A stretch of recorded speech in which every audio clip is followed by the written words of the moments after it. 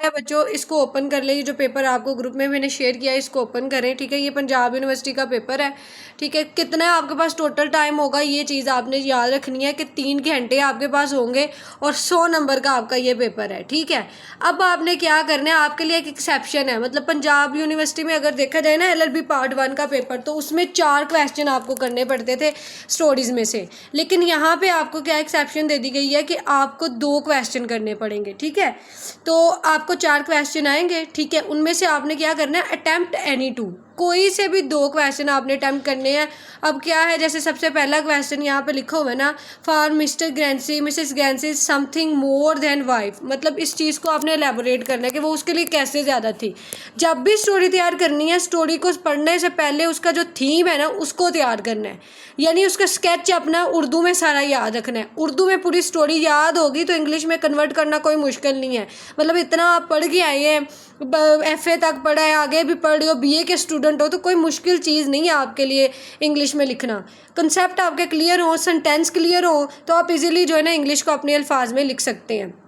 क्या क्या याद करना है स्टोरी में, अगर आप 3 स्टोरी भी कर लेना अच्छी तरह से तो आप पास हो, ठीक है। 3 दूसरा क्वेश्चन है ना आपका, वो आपको आना है पंचुएशन का, ठीक है। अब यहाँ पे देखो, जब पहला मैं ना इसको ठीक करती हूँ, सिर्फ पंचुएशन में ये नहीं होगा सिर्फ कि आपने जो है जी वो पंचुएशन जो सेमी कॉलन कॉलन है फुल स्टॉप है, नहीं, इसमें अल्फ़ाबेट के लिहाज से भी देखा जाएगा कि ये लफ्ज़ जो है वो कैपिटल आना है या स्मॉल आना है, ठीक है। ये याद रखना है। एक सबसे पहली बात, जो भी वर्ड होता है ना किसी भी सेंटेंस का या पैराग्राफ का, उसका पहला वर्ड जो होता है वो कैपिटल होता है, ठीक है। उस दिन भी मैंने आपको पूरा वो पढ़ाया था कल भी कि क्या क्या पंचुएशन में आता है। पहले फुल स्टॉप आता है, जो एंड पे कोमा हम लगाते हैं, ठीक है, उसको कहते हैं। कोमा कहाँ पे आता है कि किसी बात एक को ख़त्म हो गया दूसरी बात को स्टार्ट करना है, वहाँ पे कोमा आता है। या हमने एटम्स को अलहदा करना होता है, वहाँ पे हम कोमा लगाते हैं। एप्पल, बनाना, ऑरेंज है तो इन सब के दरमियान हम कोमा लगाएंगे। अपोस्ट्रॉफी कहाँ पे आती है, वो जो हम कोमा सा लगा देते हैं इसके ऊपर, वो हम लगाते हैं इसकी पोजेशन को बताने के लिए कि this cell phones belongs to जो है जी अवैस है, ये मैंने ऐसे कहा, this cell phone is mine, ठीक है। इस तरह से मैंने कहा, तो ये इसको हम क्या ज़ाहिर करेंगे, पोजेशन हालत को ज़ाहिर करनी है, इसको हमने ठीक लिखना है। फिर इन्वर्टेड कोमास कहाँ पे आते हैं, जहाँ पे आप डेफिनेशन को देखा इन्वर्टेड कोमा में लिखते हो, क्यों लिखते हो कि भैया सॉल्वेंट का कॉल है, ऑस्टन का कॉल है, इस वजह से हम इसको इन्वर्टेड कोमा में लिख रहे हैं, ठीक है। इन चीज़ों को बच्चे मद्देनजर रखना है। क्वेश्चन मार्क अगर आप सिंपल देखो तो क्वेश्चन मार्क में क्या होता है कि सवाल पूछा गया वो फिक्रे के एंड पे आ जाता है, उल्टा हैंगर भी हम इसको कहते हैं, ठीक है। ये सारी चीज़ें बच्चों ये याद रखनी है, इन्हीं जो है ना वो आपकी मदद करनी है पेपर में। बस ये थोड़ी थोड़ी सी है, कितनी आएंगी, 5 नंबर के, ये मतलब 5 ही आने हैं, इनमें से कोई आपको जो है ना वो कोई ऑप्शन नहीं है, ठीक है। 5 में से मतलब 2-2 नंबर के हैं ये, ठीक है। टोटल 10 नंबर होंगे इसके, ये आपने जो है वो प्रिपेयर कर लेनी है, ठीक है। उसके बाद हम नेक्स्ट चलते हैं। पहला मैं पढ़ती हूँ इसमें, the liar said honesty is the best policy. The liar जो है ना, अब इसका L जो है वो कैपिटल आएगा, ठीक है। उसके बाद क्या होगा कि ऑनेस्टी सेड आ गया, ठीक है, यहाँ पे ये कोमा आएगा। अब ये कॉल है ना, honesty is the best policy, तो इसको हम इन्वर्टेड कोमाज में भी लिख सकते हैं, ठीक है। इन्वर्टेड कोमा में कर लें तो ये आगे फुल स्टॉप लगा दे, तो ये एक जो है वो आपका कंप्लीट जो है वो हो जाएगा, ठीक है। अगर हम दूसरा देखें, my brother went to Lahore but forget his wallet. अब यहाँ पे my brother went to Lahore, एक बात ख़त्म हो गई कि मेरा भाई लाहौर चला गया, तो यहाँ पे कोमा आएगा, ठीक है। बट क्योंकि हमने पढ़ा था ना कि बट एंड इनके साथ कोमा आता है, तो and but his forget his wallet comma आ जाएगा, फुल स्टॉप आ जाएगा। आगे she asked can help me with this case, तो ये सिंपल जो है ये नरेशन है, इसको शी आस्क लिख के आगे इन्वर्टेड कोमा कोमा लगा के can you help me with in case, ये आ जाएगा। आपने बाकी मुझे सॉल्व करके भेजना है। आगे G errors in sentence, error निकालते हैं। He go to court every day, ये होता है ही गोज, प्रेजेंट डेफिनेट का फिक्रा, ये गलती हो गई। नंबर 2 पे the witness have given his statement. अब विटनेसेस तो नहीं ना लिखा हुआ, ES तो नहीं है ना, तो एक विटनेस है, तो विटनेस के साथ हैज़ आता है या हैव आता है, ये सेंटेंसेस की उसने एरर निकाले हैं, तो सेंटेंसेस के लिहाज से इसको आप समझेंगे। आगे she was senior then me, she was senior to me होता है, देन नहीं होता। यहाँ पे प्रपोजिशनल मिस्टेक उसने निकाली, यहाँ आप इस तरह से कह सकते हो कि सेकेंड डिग्री के साथ क्या होता है कि जो है वो टू का हम इस्तेमाल करते हैं, ठीक है। बाकी आपने मुझे सॉल्व करके भेजनी है। आगे ट्रांजिटिव और इंट्रांजिटिव वर्ब को हम देखते हैं कि ट्रांजिटिव और इंट्रांजिटिव वर्ब में क्या फ़र्क होता है। अच्छा, इसको मैं पढ़ाती हूँ, इसको ज़रा आपने गौर से सुनना है कि कहाँ पे ट्रांजिटिव आएगा और कहाँ पे इंट्रांजिटिव आएगा। ट्रांजिटिव वर्ब वो होता है जिसको ऑब्जेक्ट की ज़रूरत होती है, ठीक है। Verb that take an object, यानी इसमें सेंटेंस में वर्ब आता है। ट्रांजिटिव सेंटेंस समझ लें वो सेंटेंसेस होंगे जिनमें वर्ब भी आएगा और ऑब्जेक्ट भी आएगा, ठीक है। और इंट्रांजिटिव कौन से होंगे? जिनमें सिर्फ वर्ब आएगा, ठीक है, उनमें कोई ऑब्जेक्ट नहीं आएगा। ठीक हो गया, ये आपने याद रखना है कि जब ऑब्जेक्ट कोई नहीं आएगा जिन सेंटेंसेस में, वो इंट्रांजिटिव वर्ब वाले सेंटेंसेस होंगे। जैसे नंबर 1 पे अगर हम इसको पढ़ते हैं, ही रैन फास्टली। अब फास्टली वो भाग रहा है, तो ये वर्ब ही है सिर्फ। यहाँ पे रन जो है वो भागना ही है और फास्टली एडवर्ब है।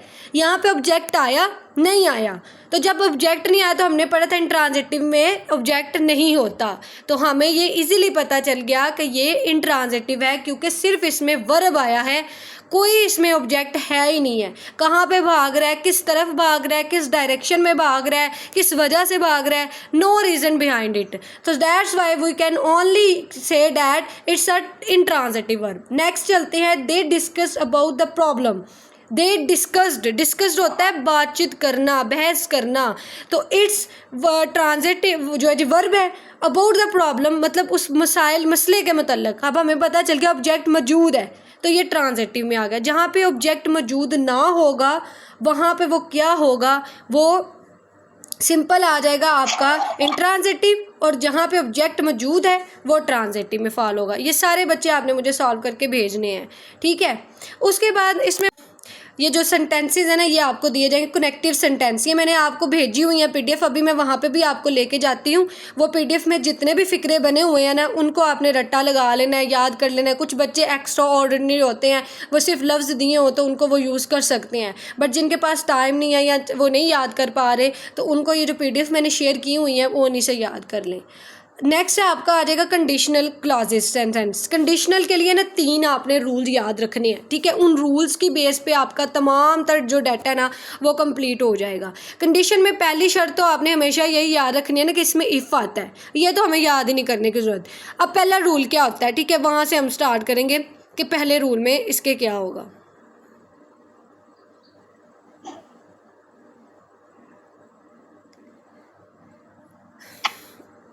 अच्छा जी, इसको हम स्टार्ट करते हैं, बात करते हैं पहले रूल की। पहला जो रूल होता है ना वो यूनिवर्सल ट्रुथ पे बेस करता होता है, यानी हकायक पे। उसमें हम कोई भी चेंज नहीं करते, वो प्रेजेंट में रहेगा, ठीक है, ठीक है, उसमें कोई चेंज नहीं आता। मतलब सन जो है वो राइज इन द वेस्ट है, ठीक है, इस तरह से उसमें हमने कोई तब्दीली नहीं करनी, वो जिस तरह से है उसमें कोई चेंजेस नहीं आएगी, ठीक है। ये रूल नंबर 1 है। रूल नंबर 1 को आपने एज इट इज़ याद रखना है कि कोई भी चेंजेस नहीं आएंगी, ठीक है। उसके बाद रूल नंबर क्या बनेगा इसका 2, जिसमें पहला फिक्रा जो है वो किस में चला जाता है, प्रेजेंट में, ठीक है। 1 मिनट बच्चों, मैं बताती हूँ।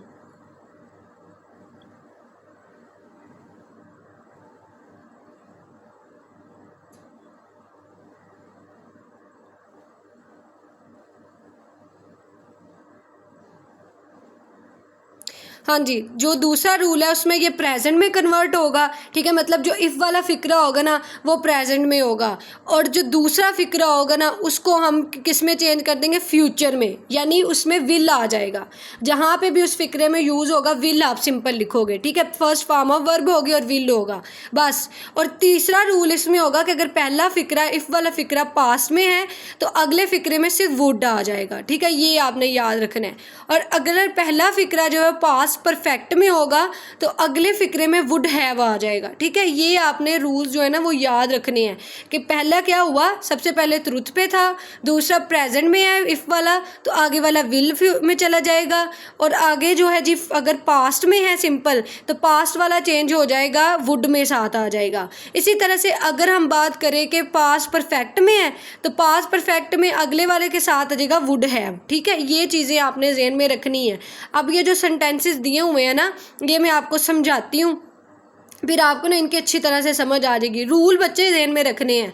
जो बच्चे मतलब करते हैं ना कि बस हम इसको सरसरी तौर पे याद कर लें, बस ये कंप्लीट हो जाएगा जी, रूल कोई नहीं करना पड़े, 2-3 सेंटेंसेस कर लेंगे तो काफ़ी है। नहीं, एक्सरसाइज मेक्स मैन परफेक्ट। जब तक आप उसके एक्सरसाइज प्रैक्टिस नहीं करोगे तो आप उसको अचीव नहीं कर सकते। जैसे मैं पहला फ़िक्रा पढ़ूँ, आई हैड स्टडीड हार्डर।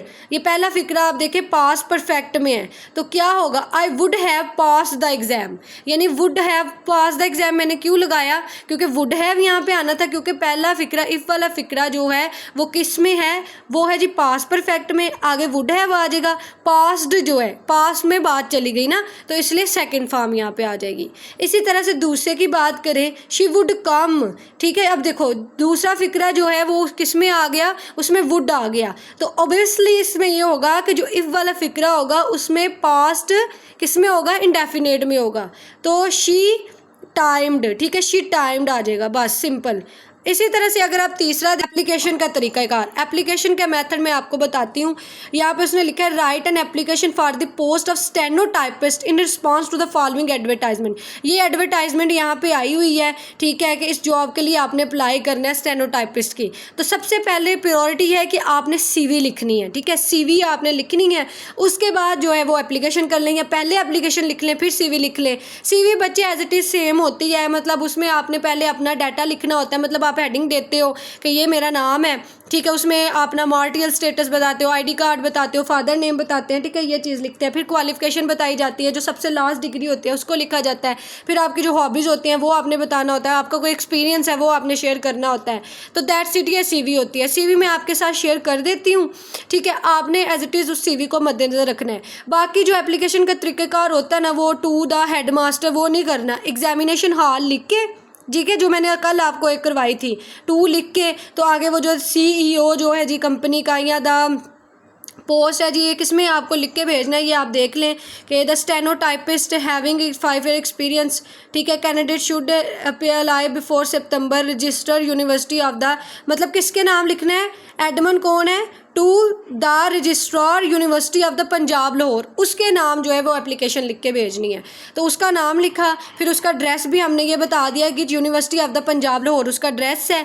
फिर हमने लिखा डियर सर, ठीक है, डियर सर के बाद आपने जो है मतलब लिखना है कि I want to apply for this job, respectfully श्वेत लिख के, sir I want to apply this job which advertisement was given in this newspaper, a stenotypist, I have also experience of 5 year working in that department. ठीक है, इस तरह से मतलब आप अपने अल्फाज में इसको कन्वर्ट करके लिख सकते हैं। ठीक है, ये आपका एप्लीकेशन का पूरा मेथड होगा। उसके बाद आती है आपकी प्रेसी। प्रेसी में आपने क्या करना है कि सबसे पहले बच्चों उसका टाइटल, ये नहीं कि जाते ही टाइटल लिख दो कि मैम ने बताया कि टाइटल ही लिखना है, नहीं, पहले प्रेसी को पढ़ना है। 1 बार पढ़ा, 2 बार पढ़ा, 3 बार पढ़ा, 3 बार पढ़ना है। मैंने खुद बच्चों जब प्रेसी की थी ना, मैंने इसको 3-4 बार पढ़ा था, थॉरली पढ़ा था। पढ़ के इसके जितने भी मुश्किल अल्फाज है वो आप निकाल दो, ठीक है। फिर इसका जो है वो क्या करना है, आपने पहले प्रेसी बनानी है, मतलब ये है जी आपकी कोई 7-8 लाइन की है, तो तीसरा हिस्सा बनाना होता है, तो 3 या 4 लाइन में आपने अपनी प्रेसी को सिर्फ बयान करना है, इससे ज़्यादा नहीं लिखना। इससे ज़्यादा लिखोगे तो नंबर नहीं आएंगे। मतलब पहले तो ये था ना डाटा बहुत ज़्यादा लिखना है, इधर ज़्यादा डाटा नहीं लिखना, सिर्फ उतना लिखना है जितना आपके नंबर आ जाएं, ठीक है, यानी 2/3। इसमें देखो अगर मुश्किल अल्फाज में देखूँ तो पहली लाइन में लफ्ज़ लिखा हुआ है ट्रीमेंडियस, ठीक है, इनकलाब ले आया, तो ये मेरे लिए लफ्ज़ मुश्किल है, मैं इसको निकाल दूंगी। अनएम्प्लॉयमेंट है, इसको मैं लफ्ज़ को निकाल दूंगी।